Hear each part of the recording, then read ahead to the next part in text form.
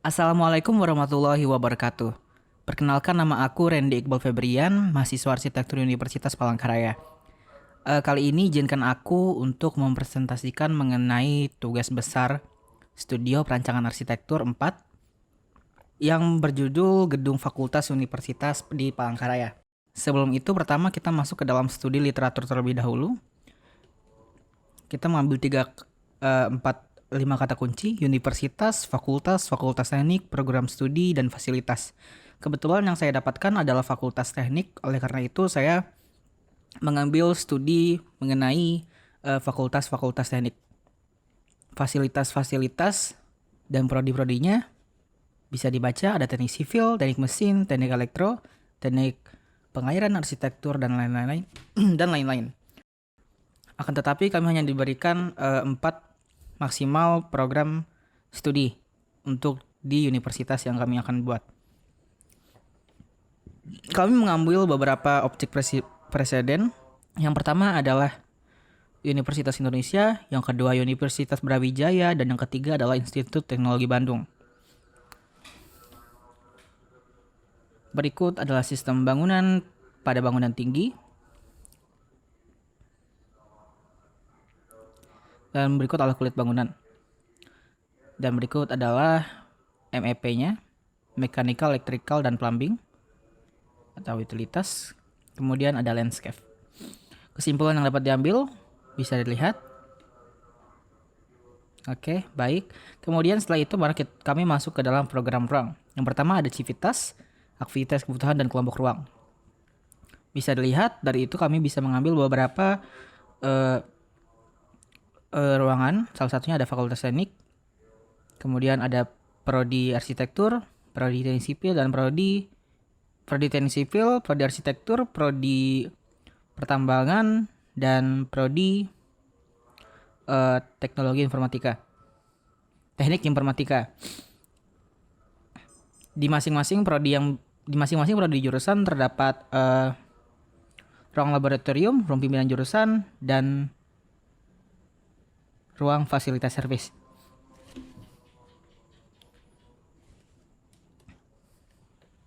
Berikut adalah persyaratan ruang. Kemudian ada kelompok ruang, besaran ruang.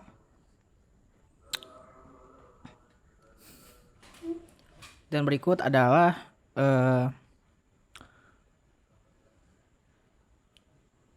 hubungan ruang. Kemudian ini makronya bisa dilihat. Kemudian kita masuk ke dalam sistem organisasi ruang. Bisa dilihat secara makronya: basement, lantai dasar, lantai 1, lantai 2, lantai 3, lantai 4. Kemudian berikut adalah mikro dari organisasi ruang.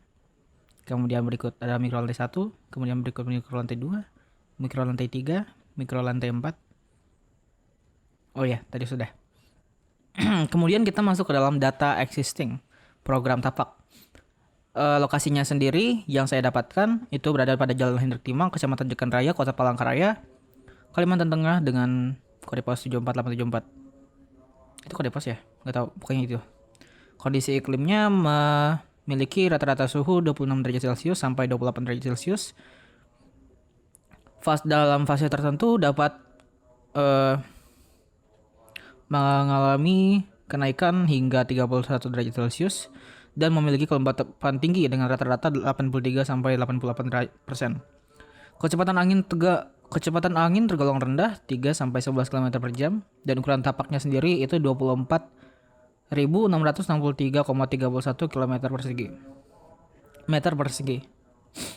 Batas-batas tapaknya utara ada gedung jurusan parkir, batas-batas tapaknya di utara ada gedung jurusan pertanian dan Jalan Hendrik Timang. Kemudian di bagian timur ada bangunan pendidikan profesi guru, dan ke bagian barat gedung rektorat UPR. Kemudian bagian selanjutnya ada permukiman warga. Berikut adalah tata lingkungannya, bisa dilihat. Kemudian analisa matahari. Bisa dilihat daya tahan matahari, potensi daya terik matahari sangat cerah yang membantu menguapkan genangan air dan untuk angin tertentu vegetasi. Hampir sepanjang tahun langit dalam keadaan berawan. Lingkungan awan berkisar 60% sampai 90%. Kemudian luminasi maksimal dapat mencapai 7.000 cd per meter persegi. Sedangkan luminasi minimal 850 cd per meter persegi. Permasalahan, radiasi sangat tinggi sedangkan besar radiasi yang mencapai UPR berdampak besar pada meningkatnya suhu udara. Terjadi sedikit pertukaran panas antara ground dengan manusia. Tetapi ground menerima panas dengan jumlah yang sangat besar. Makanya daripada itu, karena kita berada di tanah gambut, sehingga kelembapannya sangat tinggi karena tanahnya selalu terekspos dengan radiasi matahari secara langsung. Solusinya adalah pengaturan orientasi bangunan tentunya. Kemudian ada hindaran radiasi langsung pada bidang lebar pemilihan bahan kalor. Kemudian hindari bahan yang relatif menentukan radiasi ke dalam ruang. Menutupi halaman dengan vegetasi atau ground cover. Manfaatkan cahaya langit dengan bukaan lebar, vegetasi pelindung, secondary screen cladding, atap lebar untuk mengurangi silau, desain beranda untuk menciptakan pembayangan. Nah, yang perlu diperhatikan adalah manfaatkan cahaya langit dengan bukaan lebar ini dengan fokuskan kepada mengurangi radiasi yang masuk. Jadi tentunya nanti kita akan menggunakan secondary screen di sana. Kemudian berikut adalah analisis angin dan hujan. Angin di sekitar UPR vegetasinya cukup terarah ke ruangan fakultas dan hujan membantu kesuburan vegetasi. Angin dan hujan di set per tahun kebanyakan dari selatan. Tergantung bulan dan musim selalu berubah. Musim hujan apa menjadikan banyak sekali? Nah, solusinya masalahnya ketika musim hujan itu nanti bakal banyak ini apa ya bahasanya ya, genangan air yang di mana di area itu tidak ada rumputannya kurang. Jadi berikut adalah analisa view bisa dibaca sendiri. Kemudian analisa sirkulasi dan analisa kebisingan bisa dibaca sendiri. Kemudian analisa topografi, analisa vegetasi bisa dibaca. Kemudian kita masuk ke dalam zoning makro. Zonasi makro, analisa zoning makro bisa dibaca. Sirkulasi service, bangunan, taman open space, pool area parkir umum dan taman open space. Agar memudahkan aktivitas masuk area kampus, diletakkan di depan dan di belakang agar memberikan kesan asri pada bangunan dan juga memberikan sound shading dan memodifikasi putaran angin demi memindahkan aktivitas ya. Oke, di sebelah situ nanti. Baik, berikut adalah zoning secara tadi mikro ya. Secara mikro, zoning secara mikro. Berikut lantai dasar, kemudian lantai 1, ada lantai 2, lantai 3, dan ini lantai 4 dan juga basement. Kemudian kita masuk ke dalam bangunannya. Oh iya, untuk ide bangunan sendiri, ide bentuk kita mengambil daripada zoning organisasi ruang. Yang mana dari organisasi ruang itu kita mendapatkan bentukan bangunan yang berbentuk persegi. Dan ada sedikit tambahan di bagian depan. Itu adalah bentuk dasarnya. Baik, berikut adalah set plan-nya. Bisa dilihat di bagian A itu merupakan kampus Fakultas Teknik. Di bagian B itu aula yang terpisah karena cakupannya cukup besar. Mau tidak mau kita meletakkannya di luar bangunan utama. Kemudian ada sport center, ada parkiran motor, parkiran mobil dan juga taman. Oke, kita masuk ke dalam denah. Berikut adalah denah semi basement. Kita hanya menggunakan denah semi basement, tidak basement. Yang mana denah semi basement itu berada di atas tanah.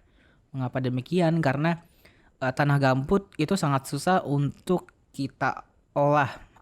Apalagi harus kita modifikasi tanah tersebut agar tidak masuk ke dalam bangunan karena tanahnya sangat basah. Oleh karena itu kita menggunakan denah semi basement. Kemudian berikut adalah denah lantai dasar. Otomatis karena denah semi basement itu ada di atas permukaan tanah, jadi denah lantai dasarnya berada di ketinggian sekitar 6 meter. Ini denah lantai 1 merupakan adalah tempat area pimpinan fakultas dan juga pimpinan jurusan. Berikut adalah lantai 3, denah lantai 2, tempat area laboratorium.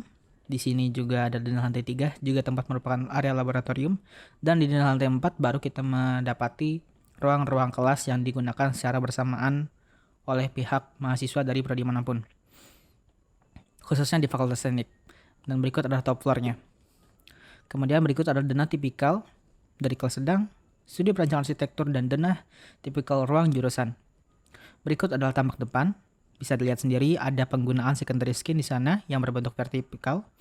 Kemudian berikut adalah tampak samping kiri dan tampak samping kanan. Ada bisa terlihat penambahan bangunan di bagian depan. Berikut ada potongannya. Kita menggunakan fondasi war file. Kemudian berikut ada potongannya. Dan ini merupakan perspektif eksterior pada awalnya. Ini perspektif interior pada awalnya. Bisa lihat dan berikut merupakan detail kulit bangunan yang sebelum kita proses atau kita perubah ulang di animasi.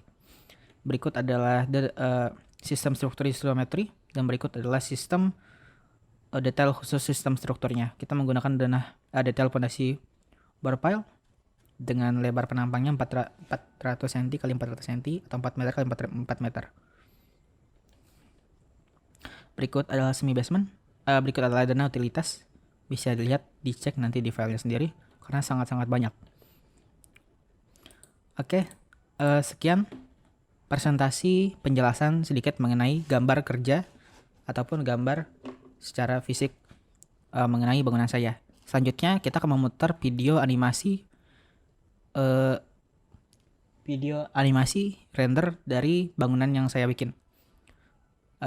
Sebelum itu saya ucapkan terima kasih, selamat menyaksikan, dan wassalamualaikum warahmatullahi wabarakatuh.